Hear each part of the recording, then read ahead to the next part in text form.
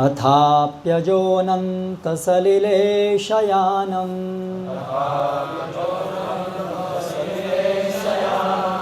भूतेन्द्रियार्थात्ममयं वपुस्ते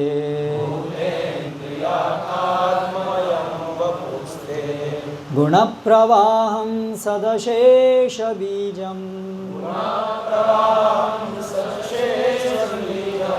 दध्यौ स्वयं यच्चठराब्जजातः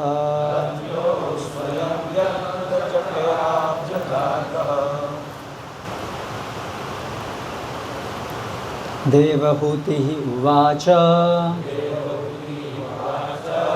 देवहूति ने कहा,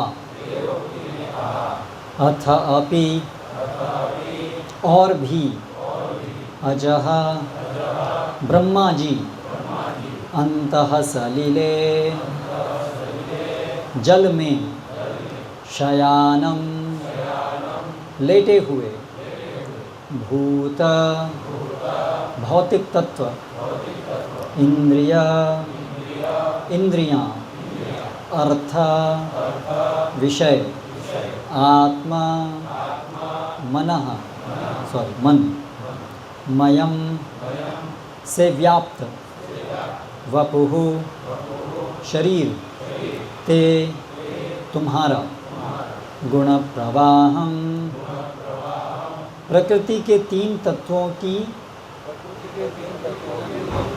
धारा का उद्गम सत प्रकट अशेष सबों का बीजम बीज दध्यौ ध्यान किया स्वयं स्वयं यत जिसके जठरा उदर से अब्ज कमल पुष्प से जातः उत्पन्न।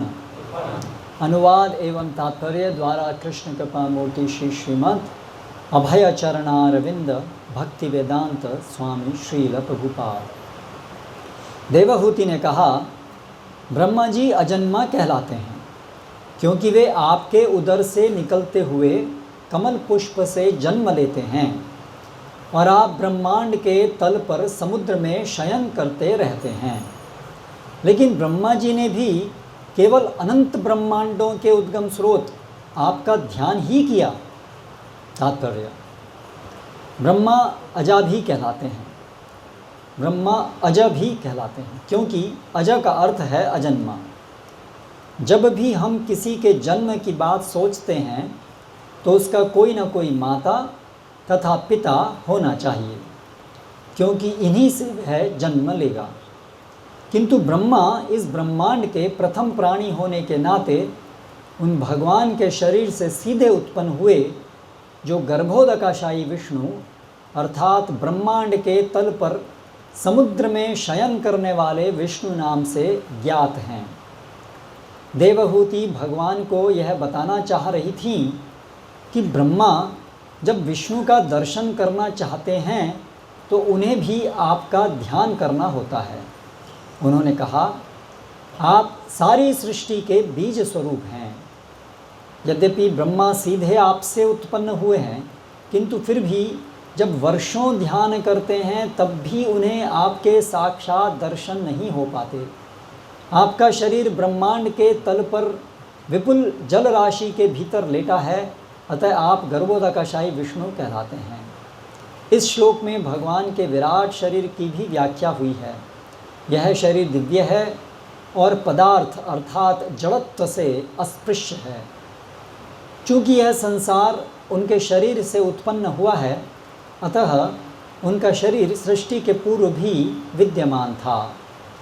निष्कर्ष यह निकला कि विष्णु का दिव्य शरीर भौतिक तत्वों से निर्मित नहीं है। विष्णु का शरीर अन्य समस्त जीवों के साथ साथ भगवान की शक्ति स्वरूपा भौतिक प्रकृति का भी उद्गम है। देवहूति ने कहा, आप संसार तथा समस्त उद्भूत शक्तियों के मूल आधार हैं। अतः आप इस प्रकार से सांख्य दर्शन की व्याख्या करके माया के पाश से मेरा उद्धार कर रहे हैं तो इतनी आश्चर्य की बात नहीं है, किंतु मेरी कोख से आपका जन्म लेना अवश्य ही आश्चर्यजनक है, क्योंकि समस्त सृष्टि के उद्गम होने पर भी आपने कृपा करके मेरे पुत्र रूप में जन्म लिया है, यही सबसे आश्चर्यजनक है। आपका शरीर समस्त ब्रह्मांड का उद्गम है, फिर भी आपने मुझ जैसी स्त्री के उदर से शरीर धारण किया, मेरे लिए यही अत्यधिक विस्मयजनक लगता है। ओम ज्ञानतिमिरान्धस्य ज्ञानञ्जनशलाकया चक्षुरुन्मीलितं येन तस्मै श्रीगुरवे नमः। श्रीचैतन्यमनोभीष्टं स्थापितं येन भूतले स्वयं रूप कदा मह्यं ददाति स्वपदान्तिकं। वन्देऽहं श्रीगुरो शितः पदकमलं श्रीगुरून् वैष्णवांश्च। श्रीरूपं साग्रजातं सहगणरघुनाथान्वितां तं सजीवं साद्वैतं सावधूतं परिजनसहितं कृष्णचैतन्यदेवं श्रीराधाकृष्णपादान् सहगणललिता श्रीविशाखान्वितांश्च। जय श्रीकृष्णचैतन्य प्रभो नित्यानन्द श्री अद्वैत गदाधर श्रीवासादि गौरभक्तवृन्द। हरे कृष्णा कृष्णा कृष्णा हरे हरे, हरे राम राम राम हरे हरे। देवहूति ने कहा, ब्रह्मा जी अजन्मा कहलाते हैं क्योंकि वे आपके उदर से निकलते हुए कमल पुष्प से जन्म लेते हैं और आप ब्रह्मांड के तल पर समुद्र में शयन करते रहते हैं। लेकिन ब्रह्मा जी ने भी केवल अनंत ब्रह्मांडों के उद्गम स्रोत आपका ध्यान ही किया।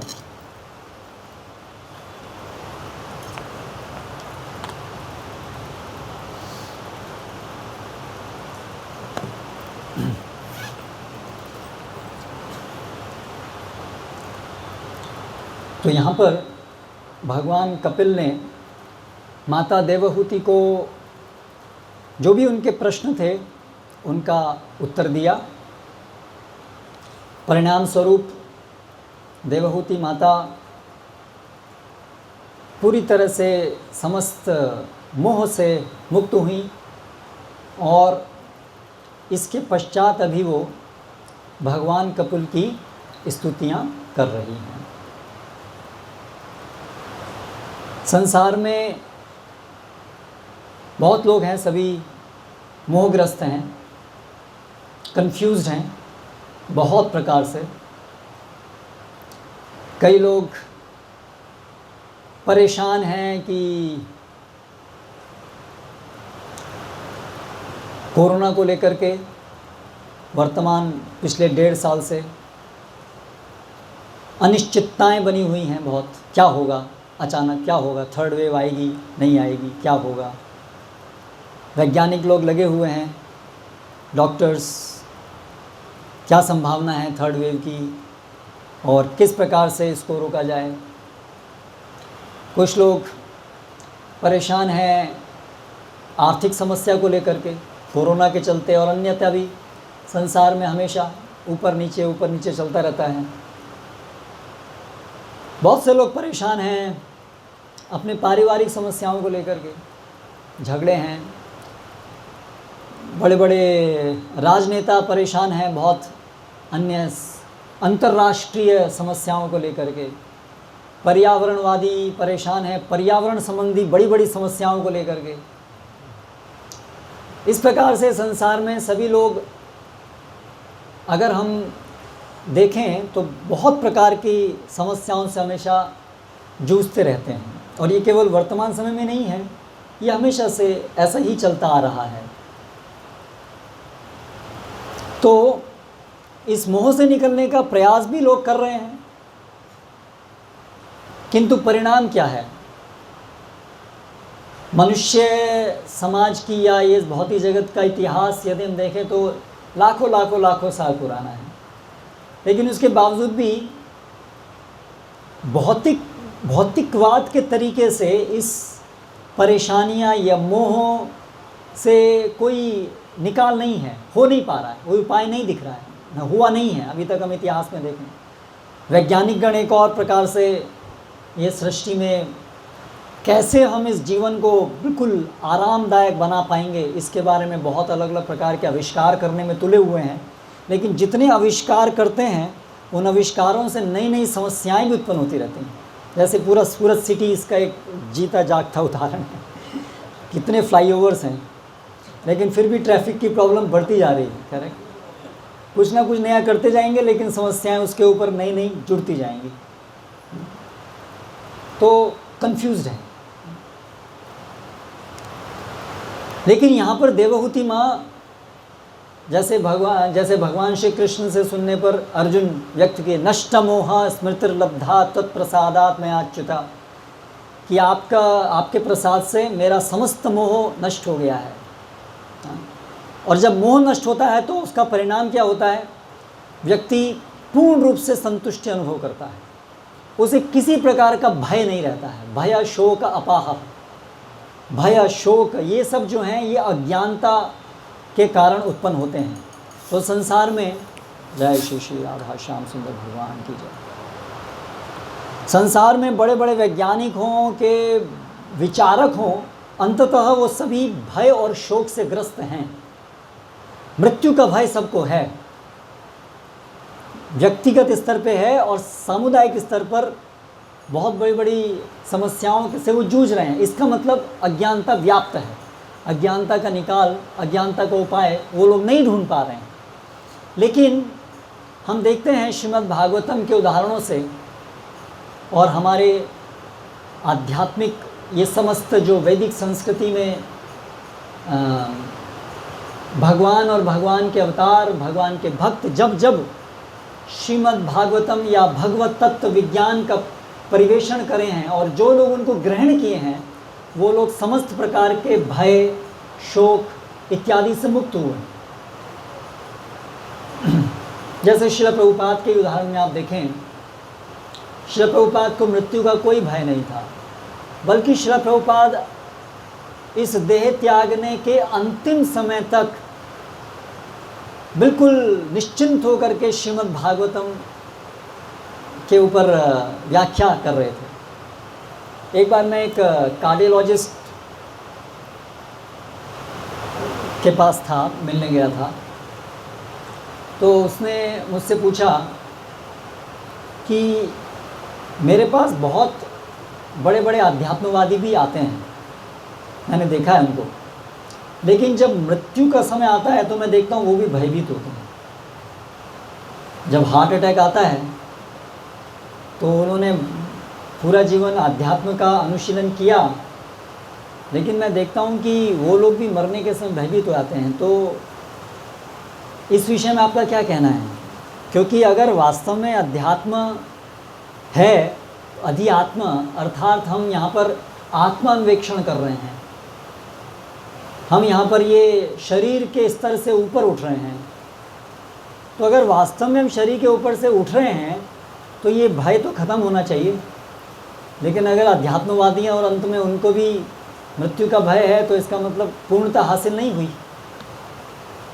तो मैंने उनको बताया कि अध्यात्मवादियों के भी अलग अलग स्तर हैं और वर्तमान समय में तो बहुत सारे लोग जो तथाकथित अध्यात्मवादी हैं उनका अध्यात्म से कोई संबंध ही नहीं है। एक बार एक सर्वधर्म सम्मेलन हुआ था वल्लभ विद्यानगर में, एक साल में एक बार होता था, वो चारोत्तर विद्या मंडल करता था।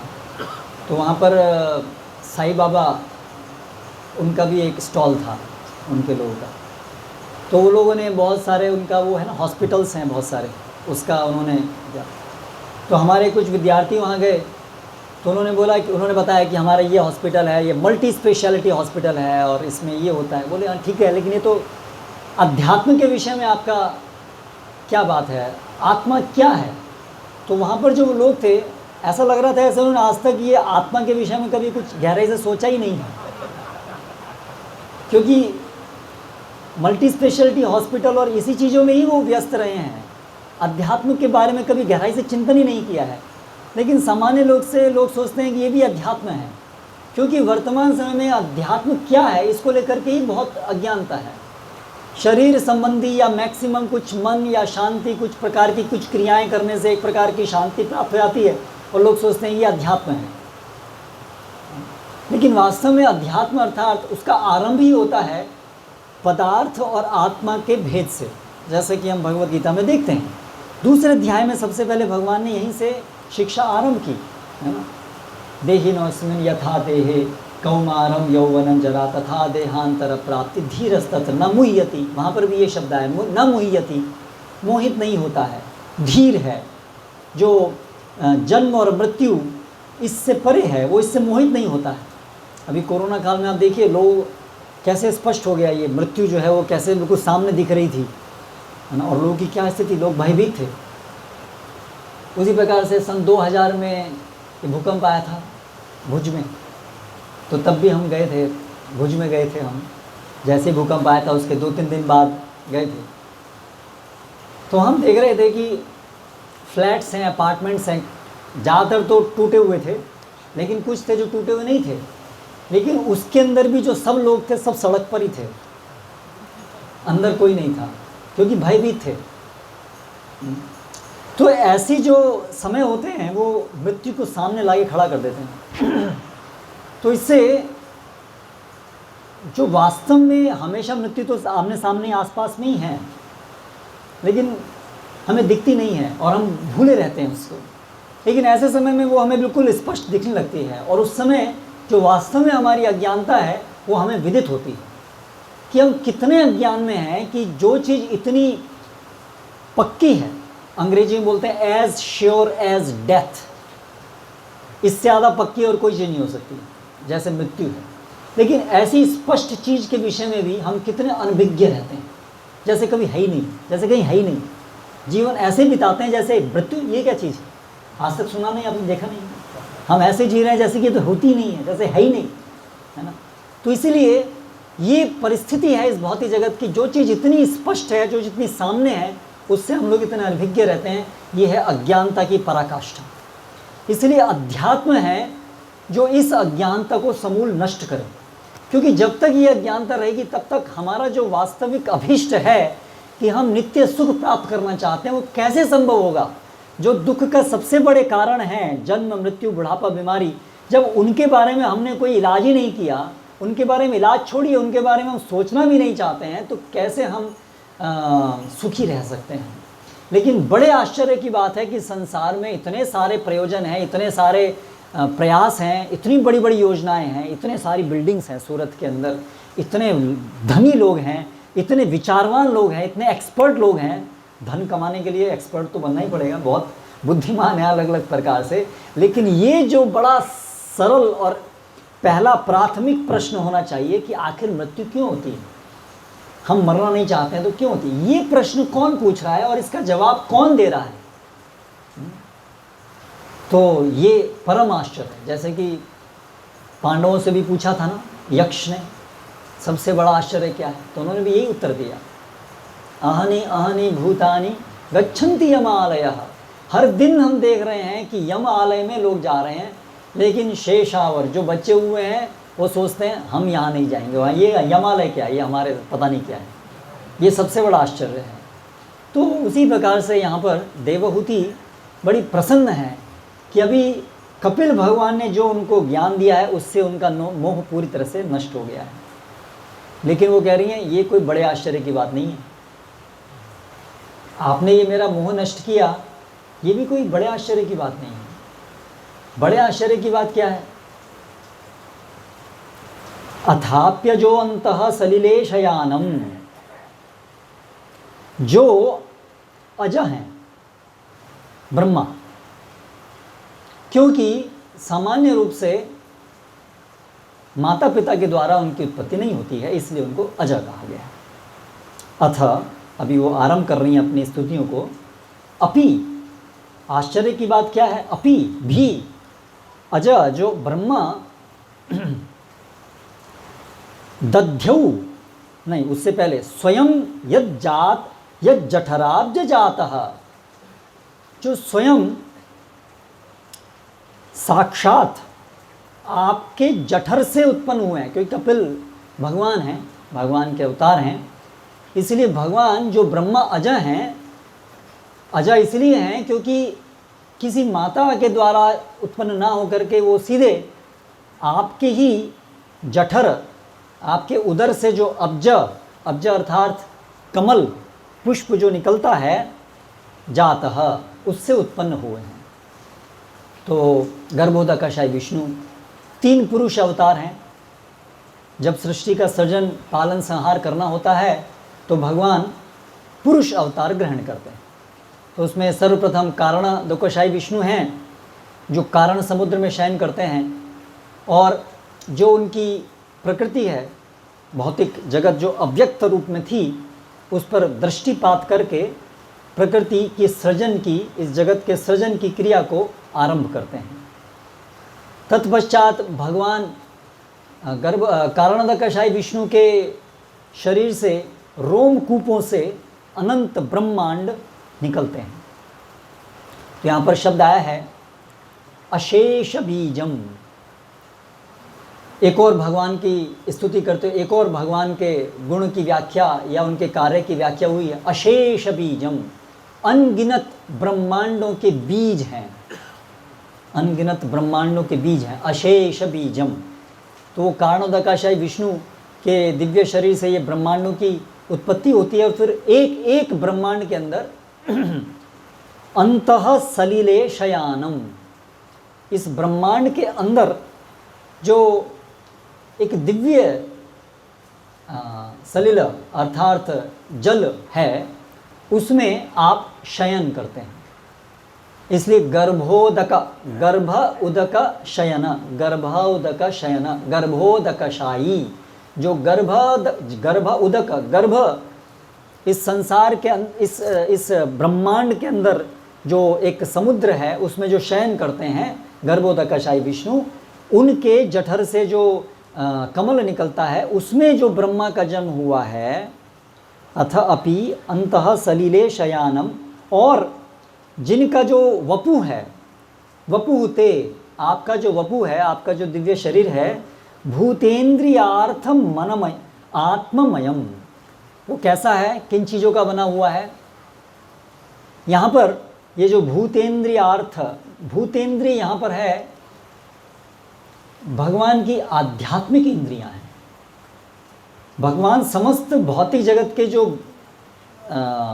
भूत हैं, अर्थात जल, वायु, आकाश इत्यादि, उन सभी के स्रोत हैं, इसीलिए वो इनके नहीं बने हुए हैं। ये बड़ा प्रश्न है वैज्ञानिकों के सामने। सृष्टि की रचना कैसे हुई, और इस रचना को समझने के लिए प्रयास पिछले लगभग कम से कम 150-200 साल से हो रहे हैं वैज्ञानिकों के द्वारा।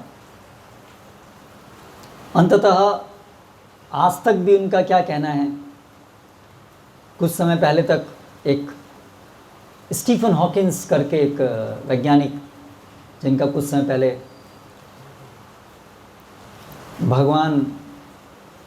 मैंने भगवान की बुद्धि को जान लिया, उन्होंने ऐसी एक पुस्तक लिखी थी।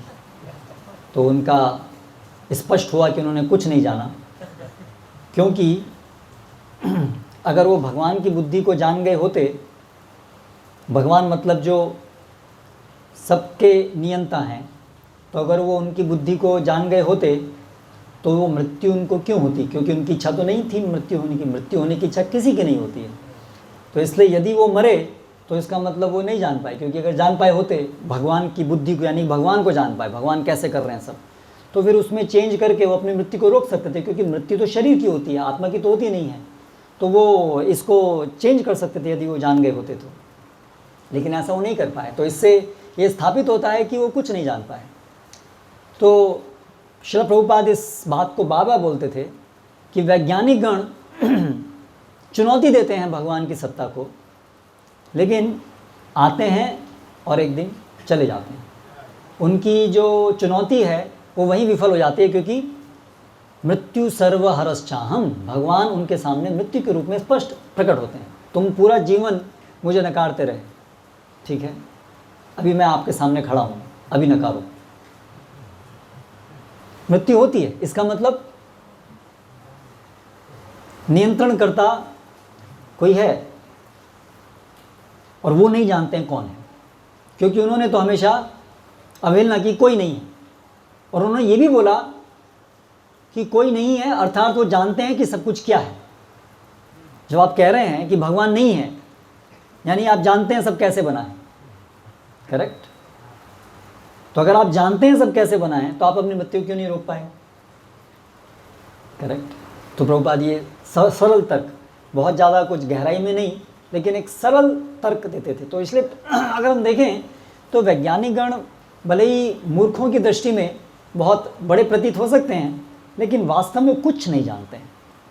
और वास्तव में जो कुछ थोड़े बहुत ऐसे वैज्ञानिक हैं जो सरल स्वभाव के हैं, जो कटु बुद्धि वाले नहीं हैं, कपटी नहीं हैं, वो लोग स्वीकार करते हैं, समझते हैं कि वास्तव में हम विज्ञान की दृष्टि से जितना जान रहे हैं इस संसार को, उतना ही हम समझ रहे हैं कि हम कितना कम जानते हैं। The more we know we understand how less we know. लेकिन सामान्यतः जो विचारधारा है, जो संसार में प्रवाहित है आज, जिसके द्वारा ये संसार आधुनिक हो रहा है, जिसके संसार ये चल रहा है, विशेष रूप से मुख्य धारा जो वैज्ञानिकों की है, वो तो अड़े हुए हैं कि भगवान कोई नहीं। इसके विषय में चैतन्य चैतामृत में कृष्णदास कविराज गोस्वामी एक बहुत सुंदर श्लोक बोलते हैं। क्या कहते हैं? जानिय न जाने जेन अभक्त गण जत अभक्त गण, देखिए न देखिए जेन जत उल्लूक रसम। ये जो वैज्ञानिक गण हैं, ये जान करके भी नहीं जानते हैं कि भगवान है। जानते हैं, एक्चुअली जान सकते हैं आसानी से। वो देख रहे हैं कि वास्तव में इतनी सुंदर सृष्टि, इतनी सुंदर बुद्धि वहाँ स्पष्ट दिख रही है, लेकिन फिर भी जानबूझ करके भी नहीं जानना चाहते हैं।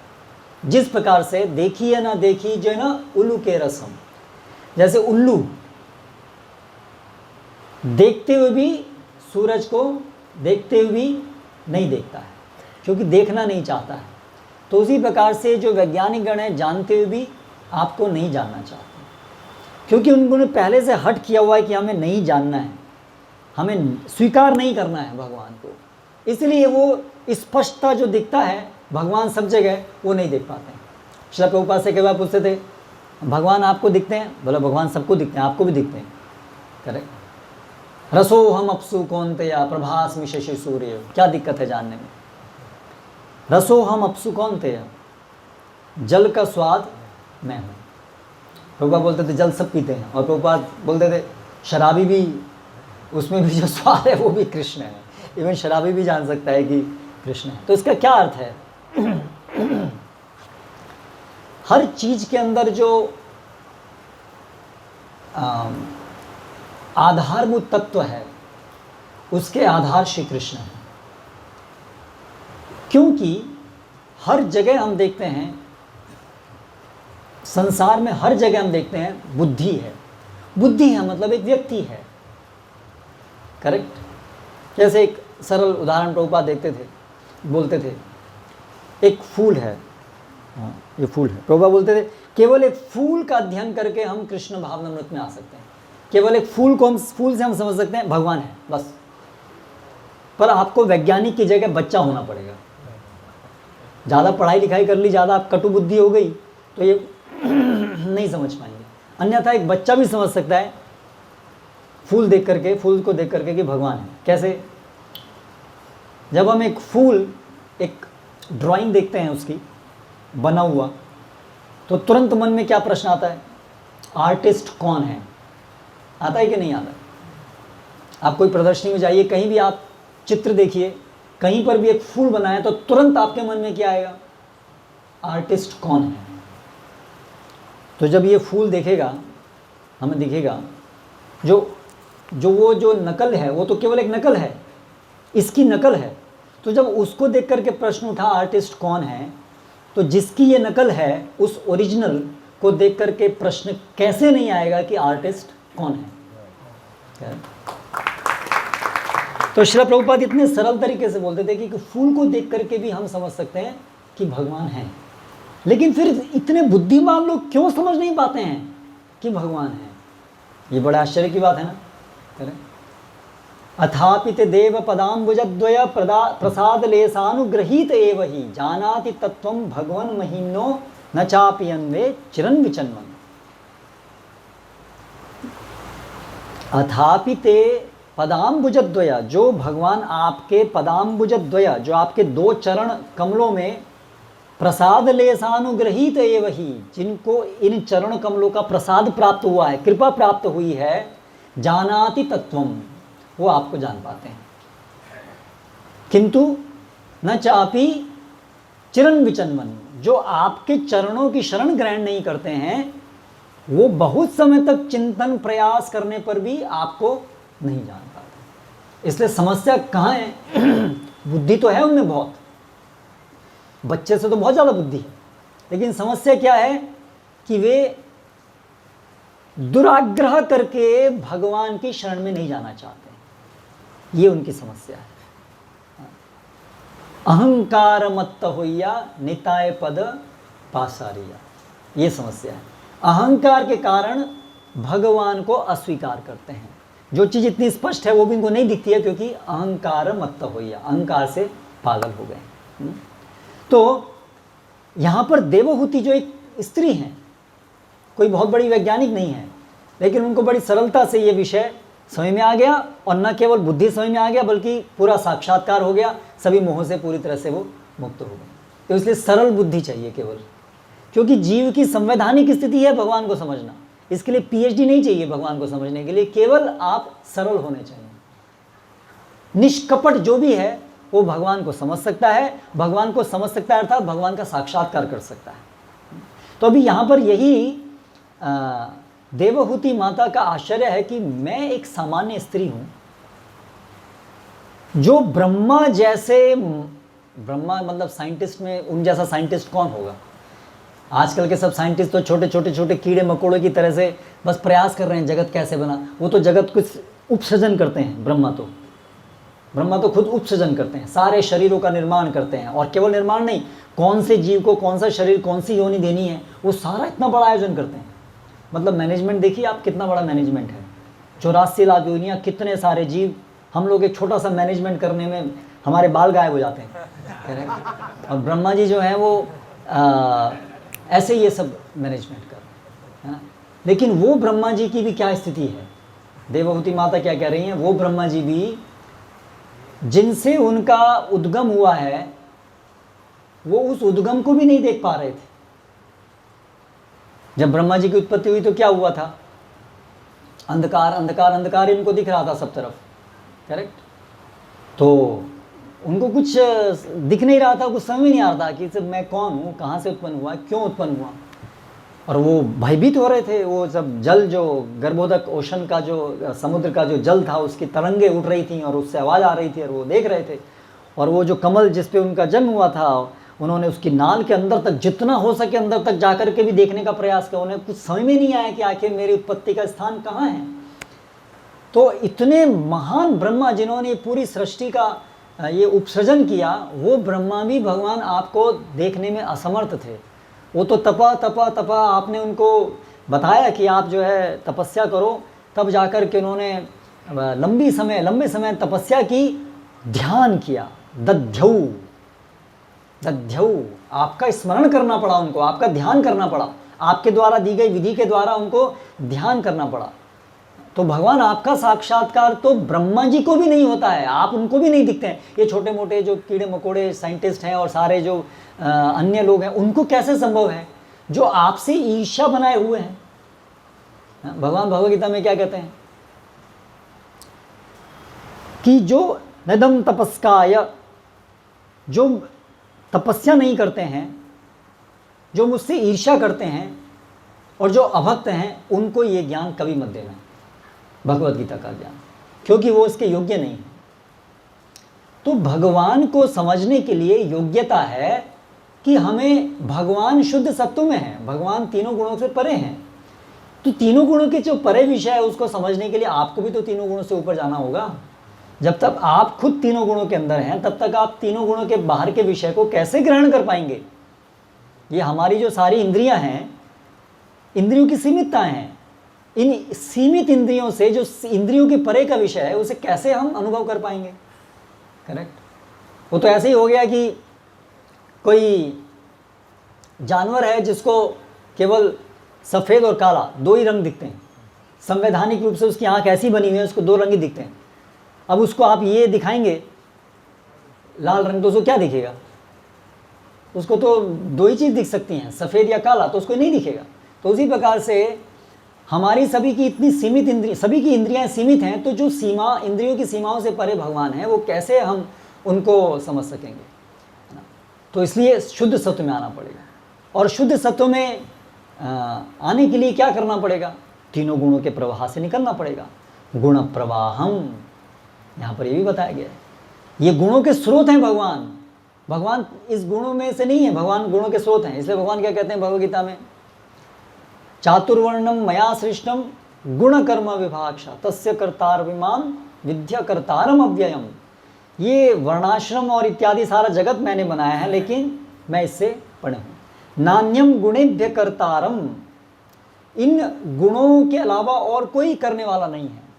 नान्यम गुणेभ्य कर्तारम, लेकिन मामेभ्य परम, लेकिन इन गुणों से मैं परे हूं। तो ये विषय जो जानता है वो इन गुणों से भी परे जाता है। जन्म कर्म च मे दिव्यम एवं यो वेत्ति तत्त्वतः त्यक्त्वा देहं पुनर्जन्म नयति मामेति सो अर्जुन। तो जो गुण के जो प्रवाह हैं, जो गुणों के उद्गम स्थान है, उससे परे भगवान है। तो भगवान का जो दिव्य रूप है वो आध्यात्मिक है, वो भौतिक नहीं है। तो जो साक्षात जो ब्रह्मा हैं, जो आपसे उत्पन्न हुए हैं, वो ब्रह्मा जी भी साक्षात आपका दर्शन नहीं कर पाए, उनको भी तपस्या करी, उन्होंने भी ध्यान किया। और ये ब्रह्मा जी भी ऐसा नहीं है कि भगवान को दर्शन उनके कर पाते हैं। आप देखिए, जब भी इस भौतिक जगत में कोई उपद्रव होता है, देवतागण इत्यादि आते हैं ब्रह्मा जी के पास, तो ब्रह्मा जी भगवान तो कहाँ लेके जाते हैं उनको? क्षीर सागर में लेके जाते हैं, और क्षीर सागर के इस तरफ खड़े होकर के स्तुतियाँ करते हैं। और वहाँ पर फिर श्वेत द्वीप, वहाँ से आवाज़ आती है उनको केवल भगवान की। वो भी भगवान का इस प्रकार से दर्शन नहीं कर पाते हैं। तो ब्रह्मा जी जैसे इतने जो प्रथम जीव हैं, उनके लिए भी इतना दुर्लभ है भगवान का साक्षात दर्शन कर पाना। तो देवहूति माता कह रही हैं, ऐसे दुर्लभ भगवान आप, मेरी कोख से जन्म आपने लिया, ये सबसे बड़े आश्चर्य की बात है। मेरे मोह नष्ट हो गया, आपके लिए मोह नष्ट करना क्या बड़ी बात है। ब्रह्मा जी जैसे वो भी आपका दर्शन नहीं कर पाते, लेकिन आप क्या, आपका स्वभाव क्या है कि आप मेरी जैसे एक सरल स्त्री के कोख से आप जन्म लिए, और आप, मैं साक्षात आपको देख रही हूँ, आपसे सुन रही हूँ, आप मेरे पुत्र के रूप में आए हैं।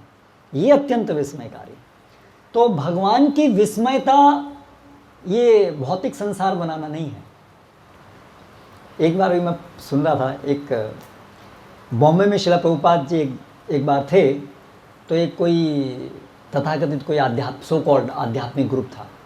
तो वो लोग प्रभुपाद जी के से मिलने आए। कुछ उन्होंने एक आयोजन किया था, सदा वही सर्वधर्म जैसा ही कुछ, सर्वधर्म नहीं था पर उसका नाम कुछ और था, सर्वयोग। तो उसके एक स्त्री थी और उसके कुछ साथ में लोग थे। तो प्रभुपाद से मिले, इनविटेशन देने आए थे प्रभुपाद को। तो अपना उनका पैम्फलेट था, तो पैम्फलेट पढ़ के सुनाया कि हम ये आयोजन कर रहे हैं, जितने भी भारत में सब अध्यात्मवादी हैं, योगी हैं, ये सब लोग आएँ, मिलें, जिससे कि विश्व में शांति स्थापित हो, विश्व जो है वो सुखमय बन जाए, और इसके लिए हम आपको आमंत्रित करने आए। तो श्रील प्रभुपाद बोले, अगर टॉयलेट है, टॉयलेट में कोई आदमी सेंट लेकर के जाए और सेंट से उसको सब सुगंधित करने का प्रयास करे, तो क्या ये ठीक है?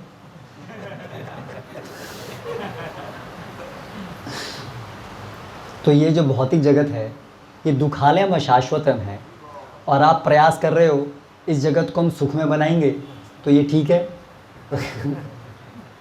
तो वो जो लोग पूरा आग बबूला हो गए, उठ करके भाग गए वहाँ से, क्योंकि श्रील प्रभुपाद ने सीधा चाटा मार दिया उनके गाल पे कि आपके सारे प्रयास निरर्थक हैं, उसका आधार ही गलत है। ये जगत दुखालयम अशाश्वतम, आप बात कर रहे हो इस जगत को हम सुख में बनाएंगे। भगवान जो बनाने वाले हैं वो घोषित कर दिए दुखालयम अशाश्वतम। किम पुनर्ब्रह्मणा भक्ता राजर्षय तथा अनित्यम असुखम लोपम लोकम इमं प्राप्य भजस्व माम। इस अनित्य असुख लोक को प्राप्त करके अभी मेरा भजन करो, छोड़ो इस गंदगी को, यहाँ से निकलो और मेरे धाम आओ। भगवान ये बताने हैं और आप उल्टा क्या बोल रहे हो लोगों को, रुको रुको यहीं रुको, हम इसको अच्छा बनाएंगे। करें कितनी बड़ी मूर्खता है। तो ये जो भौतिक जगत है ये दुखालय में है, बड़ा सुंदर दिखता है, लेकिन ये क्या है, ये जेल है या टॉयलेट जैसा है। तो भी भगवान की जो महानता है, वास्तव में इस जगत का निर्माण करना भी भगवान की महानता नहीं है। जैसे कोई बहुत बड़ा बिल्डर है, करेक्ट, आप your father was a builder, तो अभी कोई बिल्डर है बहुत बड़ा, उसने बड़ा ये बनाया है कंपाउंड बनाया है, उसमें बहुत सारे घर हैं, बंगलोज़ हैं। अभी बंगलो में जाएं और लोग जो हैं देखने आए, हाँ हाँ बहुत बढ़िया है, और जा करके टॉयलेट में आ गए, बड़े कितना बड़े टॉयलेट बनाए। अरे भाई टॉयलेट की क्या बखान कर रहे, तो घर देखो ना, जब टॉयलेट ऐसा है तो घर कैसा होगा। करेक्ट। तो उसी प्रकार से इस भौतिक जगत को देख करके यदि हम विस्मित हो रहे हैं, ये भौतिक जगत का, जैसे वैज्ञानिक प्रकृति को देख करके ओ हो कितनी महान, कितने, वो भगवान तक नहीं पहुंच पाते, केवल इस प्रकृति को देख करके ही विस्मित होकर के, क्योंकि अंदर से द्वेष घुसा हुआ है, इसलिए भगवान को नहीं स्वीकार करते हैं, पर प्रकृति को सराहते हैं, प्रकृति इतनी ऐसी है ऐसी है। लेकिन वो भी मूर्ख हैं। क्या सोचो, जिसकी ये प्रकृति, जो जेल जिसका ऐसा है, तो उसका अपना घर कैसा होगा, उसका जो कैदियों के लिए अगर ऐसी जगह बनाई है, तो सिविलियन लोगों के लिए जो जगह बनाई होगी वो कैसी होगी, उसको देखो। तो वैकुंठ को देखो वो कैसा होगा। करेक्ट। इस भौतिक जगत को आप देखने से इतने विस्मयकारी होगा। अभी यहाँ तो बात वैकुंठ से भी आगे चली गई। वैकुंठ में तो भगवान जो हैं वो केवल सब उनको भगवान की तरह से पूजते हैं, देखते हैं, बस भगवान भगवान की तरह से रहते हैं। लेकिन यहाँ तो देवहूति कह रही हैं मैं तो आपकी माता बन गई, ये तो और विस्मयकारी है। करेक्ट।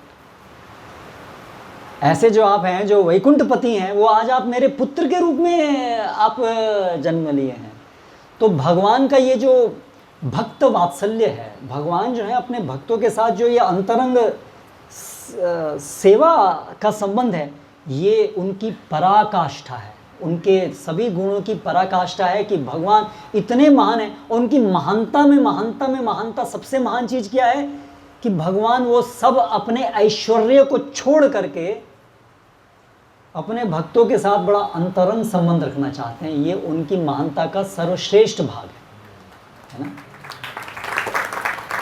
तो आज जो बलराम पूर्णिमा है, बलराम जी इस महानता को के द्योतक हैं। बलराम जी समस्त प्रकार से भगवान की सेवा करने के लिए आतुर रहते हैं।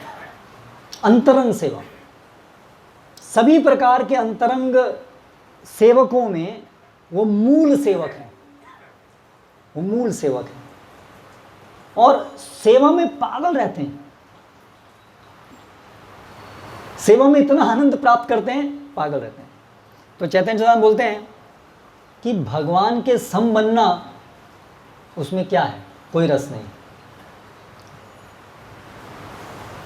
भगवान का दास होने में परम आनंद है। इसलिए बलराम जी भी भगवान का दासत्व स्वीकार करते हैं, भगवान का दास बनना चाहते हैं, भगवान की दास सेवा करने में उन्मत्त रहते हैं, है ना। नित्यानंद प्रभु को हम देखें, जो बलराम जी हैं, तो अवधूत उनको बोलते हैं। उनको होश ही नहीं रहता है, इतने मदमस्त हैं। कारण सेवा।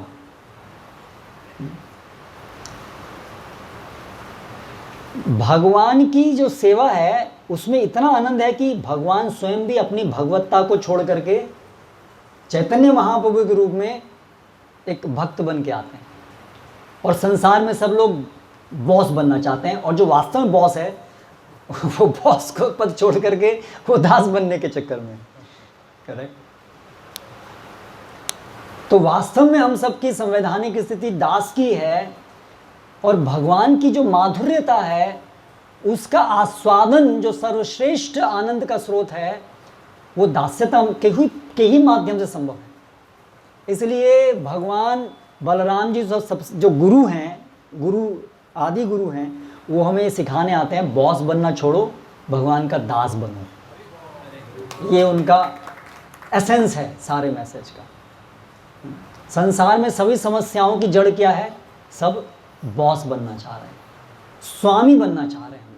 हम लोग अलग अलग प्रयास से भोक्ता हम, ईश्वरो हम, अहम भोगी, अहम भोगी, अहम भोगी, ऐसे भोगी वैसे भोगी, अलग अलग प्रकार से भोग करने का प्रयास कर रहे हैं। इंद्रियों के स्तर पे, मन के स्तर पे, बुद्धि के स्तर पे, प्रेस्टीज, लाभ, पूजा, प्रतिष्ठा इत्यादि। लेकिन बलराम जी हमको यही सिखा रहे हैं गुरु तत्व के माध्यम से कि जीव कृष्ण दास, यही विश्वास कर ले तो आर दुख नहीं। जीव केवल कृष्ण दास है, हम दास हैं, हम दास हैं, हम भगवान के दास हैं। जितना हमारा जीवन, हमारी सभी क्रियाएं, हमारे सभी मन, हमारे सब कुछ केवल और केवल इंगित, केवल और केवल आश्रित होंगे इस चीज़ पे कि हम कृष्णदास हैं। भगवान की सेवा कैसे करें, और अधिक कैसे करें, और अधिक कैसे करें, और अपने लिए कुछ नहीं, कुछ नहीं, नथिंग, केवल सेवा, केवल भगवान को प्रसन्न करना, भगवान को प्रसन्न करना, भगवान के प्रतिनिधियों को प्रसन्न करना, बस, और कुछ नहीं। जितना हम इस चीज़ पर आ पाएंगे उतना ही हम वास्तव में भगवान से संबंधित हो पाएंगे, और उतना ही स्वाभाविक रूप से अपने बारे में ना सोचते हुए भी आनंदित होंगे। जब अपने बारे में आनंदित होना छोड़ देंगे तब आनंदित होना शुरू होंगे। उल्टी कैलकुलेशन है यहाँ पर। लेकिन कम से कम पहले सैद्धांतिक रूप से समझना पड़ेगा कि हम भोक्ता नहीं हैं, इसलिए भोक्ता बनने का प्रयास नहीं, सेवक का विचार। तो सारे शास्त्रों का यही निचोड़ है, यही एक चीज़ समझाने के लिए इतने सारे ग्रंथ हैं। ये एक चीज़, जीव कृष्ण दास, बस, इसलिए यही एसेंस है। तो आज बलराम पूर्णिमा पर हमें हर दिन प्रार्थना हम करते हैं, 16 माला में यही तो प्रार्थना है। 16 माला तो केवल पूरा दिन हमारे जो भी क्रिया है उसका सार यही है कि हम भगवान आपके दास हैं, चिरकाल से भूल गए हैं, पूरी तरह से इसमें डूबे हुए हैं कि हम भोक्ता हैं, भोक्ता हैं, भोक्ता हैं। इसको हम छोड़ पाएँ, ये प्रार्थना हमारी हर दिन होती है। और विशेष रूप से आज बलराम पूर्णिमा के अवसर पर हम बलराम जी से ये विशेष प्रार्थना करें कि हमारे सभी प्रकार के स्वामित्व की भावना खत्म हो और भगवान के हम दास हैं ये भावना हमारे अंदर पूरी तरह से हम ग्रहण कर पाए। हरे कृष्णा। कोई प्रश्न है अगर?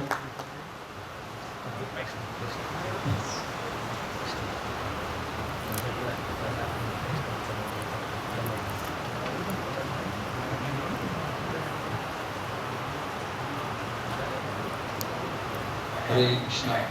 तो प्रभु जी, मेरा प्रश्न है कि आपने कहा कि सेवा में ही आनंद है, तो हम भी सेवा कर रहे हैं, सुनने की, बोलने की, हम प्रयास कर रहे हैं, प्रयास कर रहे हैं, लेकिन वो कष्टकारक होती है क्योंकि प्रयास कर रहे हैं, इसलिए मैंने पहले उत्तर दे दिया उसका।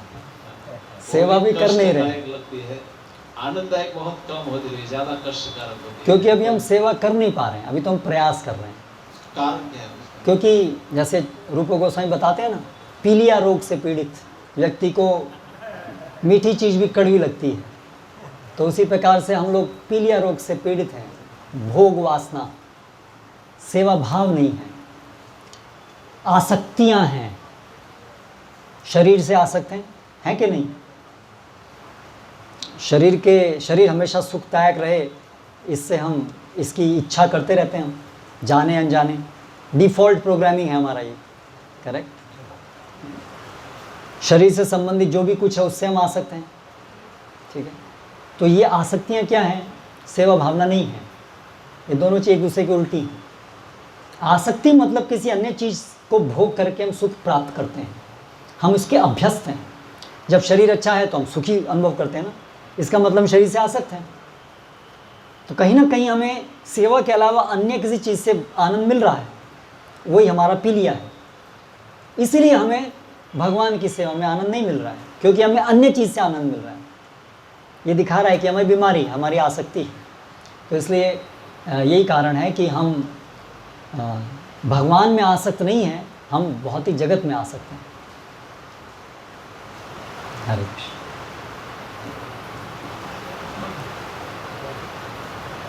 पहले यहाँ पर जो उपस्थित हैं उनको पहले કોઈનો પ્રશ્ન હોય પૂછજો, કારણ કે આવો અવસર નહીં મળે.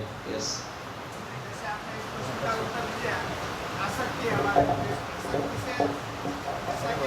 एक मिनट, सबको प्रश्न सुनाई दे जाए. नहीं, माइक.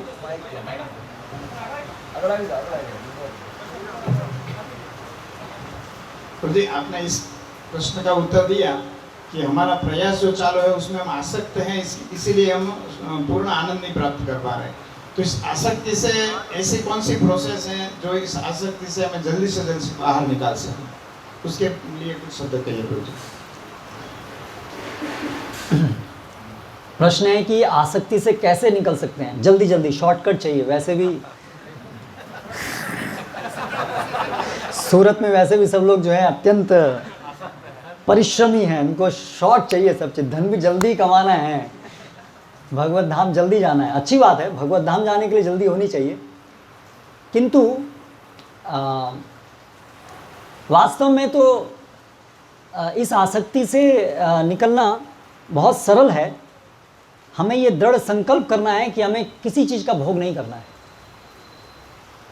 हमें जब हम ज्ञान पे चलते हैं तो उससे साक्षात्कार होता है. तो जब हम समझ रहे हैं कि हम भोगता नहीं हैं, तो हमारे जीवन में भोग करने के प्रयास को ख़त्म करना चाहिए जितना संभव हो.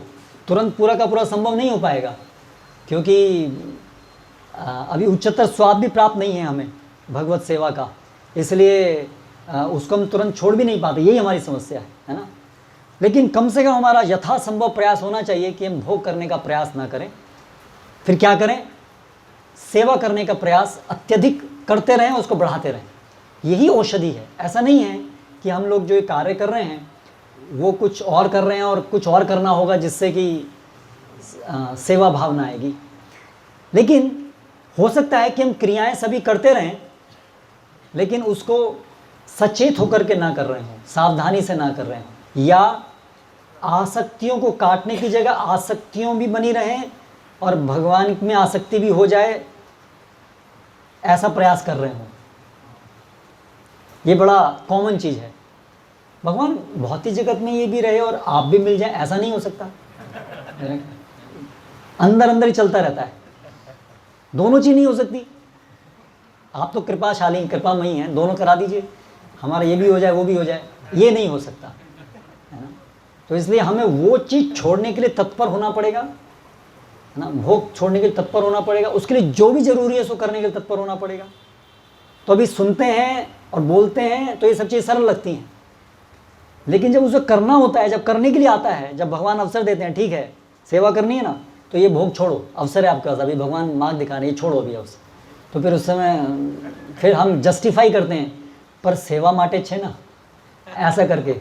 जैसे एक बार एक भानु महाराज एक प्रवचन दे रहे थे कि चेन्नई में वो प्रचार करते हैं. एक व्यक्ति थे, उन्होंने बोला महाराज मैंने नई कार ली है, मर्सिडीज़ कार ली. केवल आप जो हैं वो प्रचार के लिए जाते हैं तो आपको मैं ले जा सकूं. तो महाराज ने बोला ठीक है, तो मैं कितनी बार मैं जाता हूँ वहाँ, आप जो प्रचार के लिए कितनी बार ले जाएंगे? बोला हफ्ते में तो एक बार जाता हूँ. ठीक है, तो बाकी टाइम में क्या करेंगे इस कार का? तो बाकी टाइम तो आप अपने लिए यूज़ करेंगे. लेकिन उन्होंने नाम क्या दिया कि ये कार मैंने केवल आपके लिए ली है, प्रचार के लिए. तो ठीक है, उसको स्वीकार कीजिए कि प्रचार भी करूँगा, पर अभी मैंने अपने लिए भी ली है. लेकिन जो भी है निष्कपट होकर के, जहाँ पहले तो निष्कपट रहें. ठीक है, मेरी आसक्ति है, लेकिन अभी हम इस आसक्ति से निकलना चाहते हैं, तो उसको स्वीकार करें और उसको ग्रहण करें. तो निष्कपट होना बहुत ज़रूरी है. अगर हृदय के अंदर कपट है तो भगवान से नहीं छुपेगा, है ना. तो हम भोगता नहीं है, भोग करने के प्रयास नहीं करने हैं और सेवा करने के प्रयास को बढ़ाते जाना है, बढ़ाते जाना है. तो उससे धीरे धीरे सेवा प्रवृत्ति बढ़ेगी. और हरे कृष्ण. ठीक है, आप इतने बोलिए, मैं रिपीट करता रहता हूँ. प्राय हम सभी लोग यहाँ पर गृहस्थ हैं.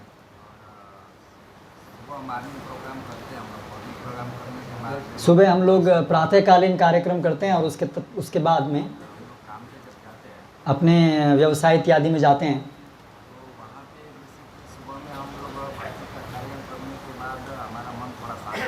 तो हम जब प्रातःकालीन कार्यक्रम करते हैं तो उसके बाद तो हमारा मन शांत होता है।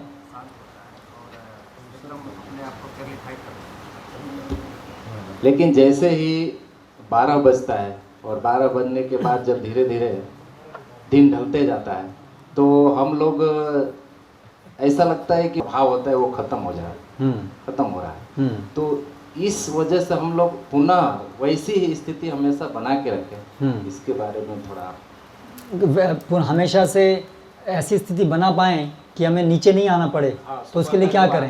सुबह का जो आनंद मिल रहा है वो हमेशा रहे, हमेशा रहे। तो जो क्रिया जिससे आपको वो मिल रहा है वो क्रिया अगर हमेशा रहेगी तो वो हमेशा से वह आनंद मिलेगा। लेकिन प्रश्न ये उठता है, लेकिन हम तो गृहस्थ हैं, और गृहस्थ है तो गृहस्थी के कार्य हैं, हम ब्रह्मचारी तो हैं नहीं कि ब्रह्मचारी की तरह पूरा दिन केवल श्रवणम कीर्तनम में ही लगे रहें।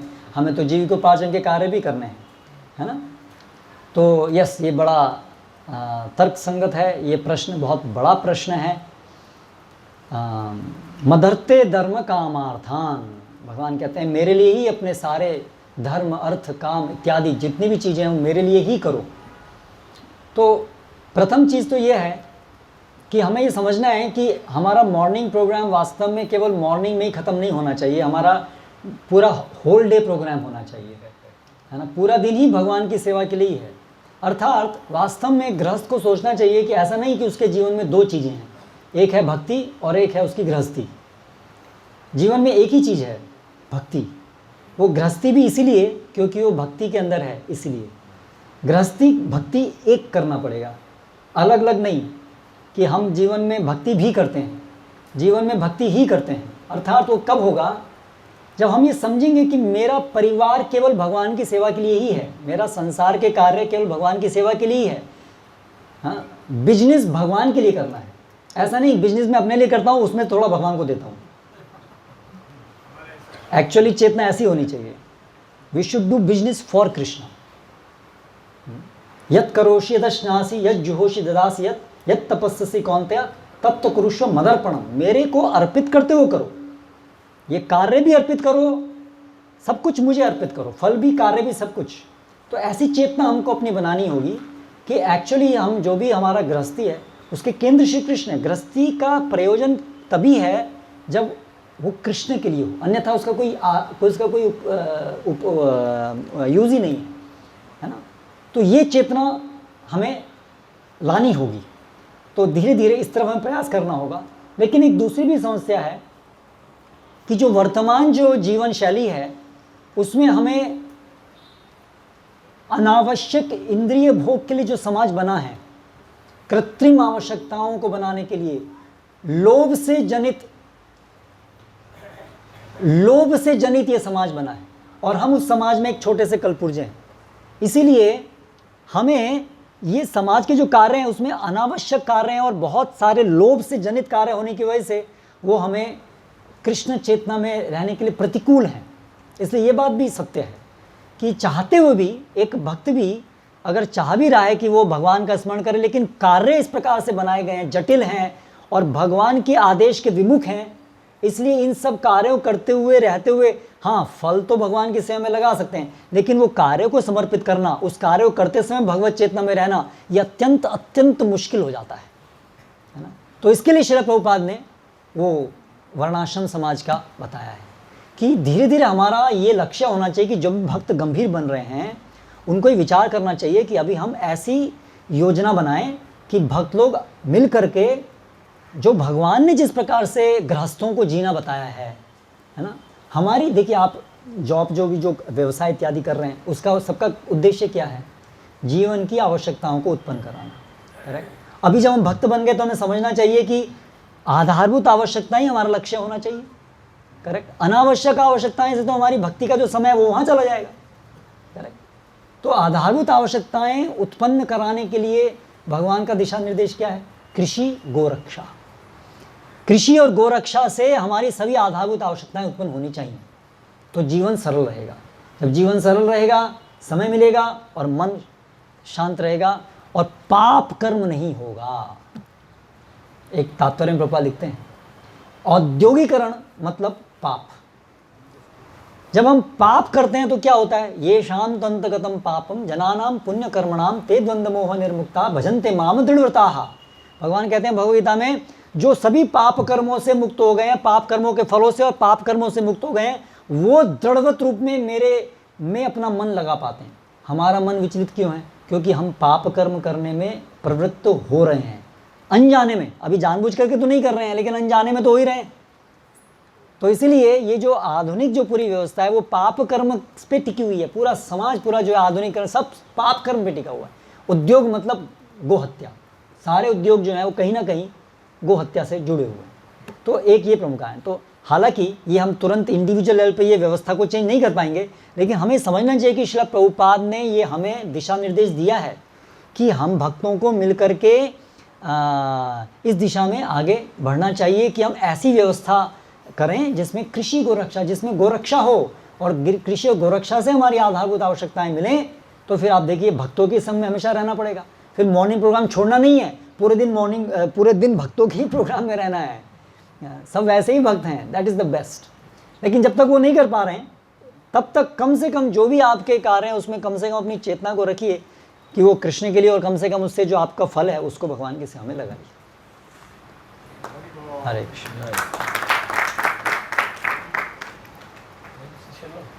हरे कृष्ण प्रभु जी। प्रभु जी, तो रूप गोस्वामी ने हमें कहा है भक्ति में कैसे आगे बढ़े, जो उपदेशामृत में जो श्लोक कहा है, अनुकूल धैर्य जी, तो हम उत्साह को कैसे निरंतर बनाए रखें, उसके लिए कोई प्रैक्टिकल टिप्स? देखिए उत्साह की परिभाषा उसमें क्या दी, आप उस तात्पर्य को पढ़ेंगे। उत्साह प्रभुपाद बताते हैं, जो भी नियम है उसका बिना लेथार्जी, बिना आलस्य के उसको पालन करना, ये प्रभु बताते हैं, ये है उत्साह। तो आप मत सोचिए कि उत्साह मतलब कुछ मन में होना चाहिए, कुछ उमंग सी होनी चाहिए, वो मत सोचिए आप। उत्साह मतलब जो करना है वो करना है, बस, दैट इज़ उत्साह। भक्ति मन से नहीं होती है, भक्ति नियम से होती है। तो जो भी नियम है 16 माला करनी है, उत्साह नहीं है, सोचो ही मत, ठीक है। मन के विषय में मन को उत्साह है नहीं है, प्रेरणा है नहीं है, मत सोचिए। ये आदेश है गुरु का, शास्त्रों का, इसको करना है, इसको उत्साह कहते हैं। प्रभु बोलते हैं यही उत्साह है। उत्साह मतलब ये बस डिटर्मिनेशन कि ये करना है, दैट्स इट उत्साह। तो क्योंकि मन तो बीमार है, हाँ, अब तो उस पर उसको मत छोड़िए, उसको छोड़ दिए, तेरी बात नहीं सुननी। हमें बुद्धि से काम लेना है। पहले बुद्धि को शुद्ध करके, बुद्धि शास्त्रों से आती है, गुरु साधु शास्त्र से, वहाँ से बुद्धि यार ये करना है, वो अपने आप ठीक हो जाएगा। जब वो ठीक हो जाएगा तब फिर आप रुकेंगे तो भी रुक नहीं पाएंगे। मन बोलेगा नहीं चलो जब करो मंदिर जाओ, ऐसे स्थिति आ जाएगी। पर अभी वो स्थिति नहीं है हमारी। तो इसलिए भी आप मन को, भक्तिदान सरस्वती महाराज क्या बोलते थे, सुबह उठ करके 100 बार झाड़ू से मारो और शाम को जो है उसको चप्पल से मारो। तो अभी तो यही करना पड़ेगा। तो अभी आप उसके चिंता नहीं कर सकते अभी हम, कि मन में उत्साह नहीं है। उत्साह का अर्थ ही आप ये समझिए कि जो भी नियम है, जो भी हमें करना है वो करना है, दैट्स इट। आप देखेंगे जब आप वो करेंगे, अगर मन की बात बिना माने हुए, तो धीरे धीरे और प्रेरणा मिलने लगेगी, आपको उत्साह आएगा। जो उत्साह आप कह रहे हैं वो भी आ जाएगा। हरे कृष्ण। बाकी अन्य किसी का कोई बात है तो बाद में। अच्छा, ओके।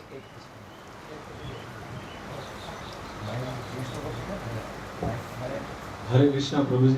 हरे कृष्ण। आपने वो बताया वैज्ञानिक को बारे में कि बड़े बड़े वैज्ञानिक है वो भगवान को नहीं मानते, तो वो तो आप नहीं मानते, लेकिन हम जब संसार में जब जाते हैं तो कुछ धार्मिक लोग भी है, धर्म वाले, तो वो भी कृष्ण को नहीं मानते कि हमारा वो भगवान है, ये भगवान है। तो इसके बारे में, क्योंकि वो धार्मिक, तथाकथित धार्मिक है ना।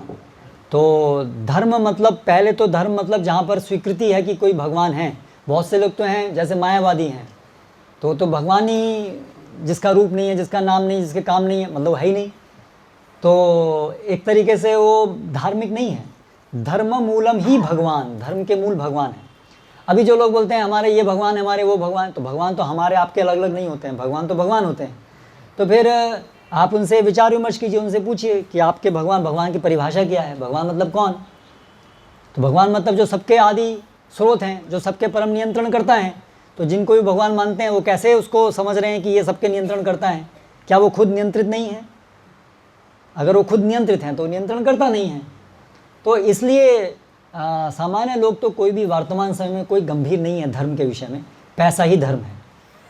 इसलिए वो तो केवल बोलने की बात है, हम धार्मिक हैं, हम ये हैं वो हैं, बाकी हम क्या हैं, पैसा है बस, पैसा ही भगवान है, पैसा ही धर्म है, ये सामान्य आज का नियम। हरे कृष्ण। क्योंकि आपने बताया भगवत गीता जो ईर्ष्या करता है भगवान की उसको नहीं बताना चाहिए, तो Yes. अभी बता रहे हैं। यस, तो फिर हम जो दूसरे करते हैं तो उसको कैसे समझा जाए? हम उनको उनकी ईर्ष्या को हटाने के लिए बुक डिस्ट्रीब्यूशन कर रहे हैं, क्योंकि हम जो उनको बता रहे हैं, हम उनको बता रहे हैं कि भगवान है, इसको स्थापित कर रहे हैं। हम जो स्टार्ट करते हैं अपना प्रीचिंग, वो ऐसे नहीं करते हैं कि आप तो भगवान का नाम रासलीला और भगवान के अंतरंग लीलाएँ हैं, भगवान, इस स्तर पे हम आरंभ नहीं करते हैं। हम तो कैसे करते हैं, भगवान है, आप स्वीकार करें, नहीं है तो आइए तर्क कीजिए, विचार विमर्श करते हैं। तो हम उनकी ईर्ष्या को हटाने का प्रयास कर रहे हैं, हम उनको तैयार कर रहे हैं। भगवान तो भगवत गीता का जो भगवान बोलते हैं इस ज्ञान को आप मत दीजिए, तो इस ज्ञान के अंदर जो इसका सेंस है कि सर्वधर्मान परित्यज्य, भगवान की शरण में जाइए, तो हम वो चीज़ अभी तुरंत नहीं बताते हैं, हम उनको प्रिपेयर कर रहे हैं पहले कि आप पहले स्वीकार करें, समझिए कि भगवान है।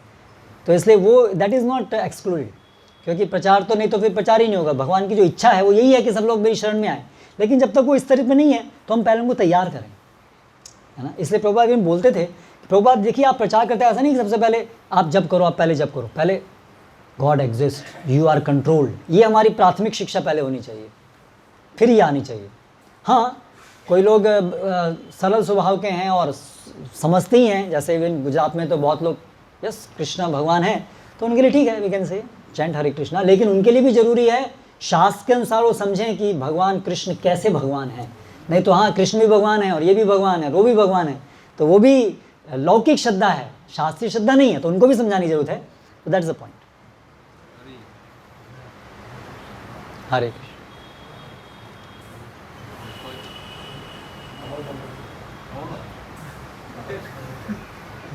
हरे कृष्ण। यस, जब ब्रह्मा जी की स्तुति, ब्रह्मा जी की बात आती है तो ब्रह्मा जी को भी भगवान का दर्शन बहुत दुर्लभ हुआ। यस, और देवताओं का भी देखते हैं कि उनको भी दर्शन दुर्लभ है। भगवत गीता में भगवान बोलते हैं कि मनुष्य नाम श्याम सा सुंदर रूप भी उनके देवता के लिए हाँ। दुर्लभ है। तो ये जो भगवान इतने भक्तवत्सल कहे जाते हैं, तो फिर ये दुर्लभ क्यों रखते हैं अपना दर्शन? भक्तों के लिए दुर्लभ नहीं है, भक्तों के लिए दुर्लभ नहीं है। एक और चैतन्य चेतावनी श्लोक आता है कि कृष्ण जो हैं अपने को छुपाने का प्रयास करते हैं, लुकाए तो ना लुकाए, लेकिन उनके भक्त उनको फिर भी पकड़ लेते हैं। तो वहाँ उल्टा चलता है, चैतन्य महाप्रभु के रूप में भगवान आए, मैं भगवान नहीं हूँ, मैं भक्त हूँ। लेकिन रूप गोस्वामी बोले भगवान। तो उसी प्रकार से जब ब्रह्मा जी पहले समझ नहीं पाए भगवान कृष्ण, ये लाला, ये छोटा सा, ये भगवान है ना, परीक्षा भी लेनी चाहिए, है ना। लेकिन जब उनको कृपा प्राप्त हुई तो फिर भगवान कृष्ण बोलते हैं, अरे मैं भगवान थोड़ी ना हूँ, मैं तो छोटा सा बालक हूँ, है ना। मैं भगवान थोड़ी ना हूँ, आप तो ब्रह्मा हैं, आप तो विष्णु की नाभि से उत्पन्न हुए हैं, मैं छोटा सा बालक हूँ।